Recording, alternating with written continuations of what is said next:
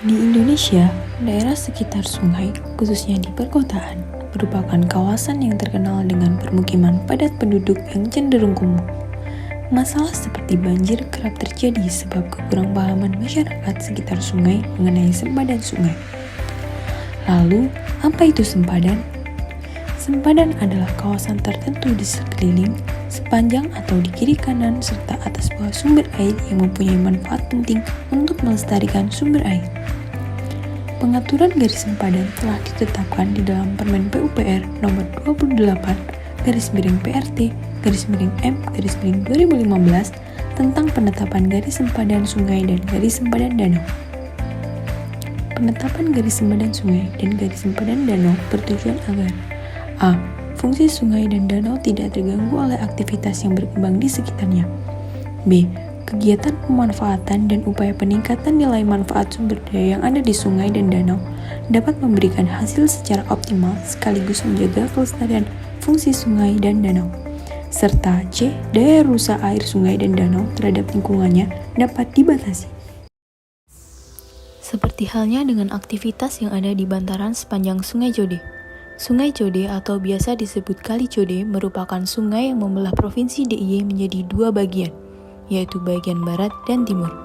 Sungai Code melintasi kawasan permukiman yang cukup padat di kiri dan kanan, yang sejak dahulu sudah banyak dibangun permukiman penduduk di sepanjang sungai ini.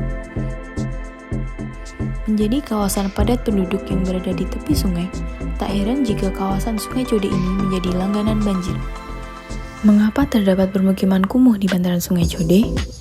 Permukiman kumuh seringkali berada di daerah bantaran sungai, seperti halnya pada Sungai Code yang ada di Provinsi DIY ini, yang kemudian pasti akan muncul masalah baru, yaitu sampah.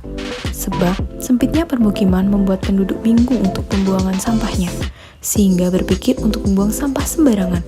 Hal tersebutlah yang membuat permukiman tersebut menjadi semakin kumuh. Permukiman yang dibangun tersebut ada di kawasan sepadan Sungai Code, padahal di dalam pasal 7 Permen PUPR nomor 28/PRT/M/2015 telah diatur bahwa garis sempadan sungai bertanggul di dalam kawasan perkotaan, sebagaimana dimaksud dalam pasal 4 ayat 2 huruf C, ditentukan paling sedikit berjarak 3 meter dari tepi luar kaki tanggul sepanjang alur sungai. Lalu, bagaimana solusinya? Pemprov DIY telah melakukan berbagai upaya untuk penanganan pelanggaran pemanfaatan ruang di tempat yang dilindungi seperti sempadan sungai. Di antaranya, program penataan kawasan permukiman di sempadan Sungai Code, yaitu dengan konsep mundur, munggah, mandep kali atau M3K, serta rumah yang sudah didirikan sebelum dibentuknya PP 38 2011 tentang sungai diberi status quo. Namun, hal tersebut belum dihiraukan masyarakat untuk pelaksanaan penataan ruang di wilayah tersebut, sehingga dapat dilakukan 1.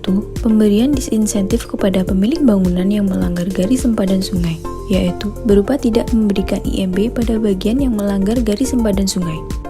2. Pada kasus ini, terjadi pemanfaatan ruang di kawasan yang berpotensi menimbulkan kerusakan dan atau degradasi lingkungan, serta eksternalitas negatif lainnya dari kegiatan pemanfaatan ruang terhadap kawasan di sekitarnya, sehingga diberikan disinsentif dengan kewajiban memberi kompensasi berupa denda administratif dari masyarakat kepada pemerintah.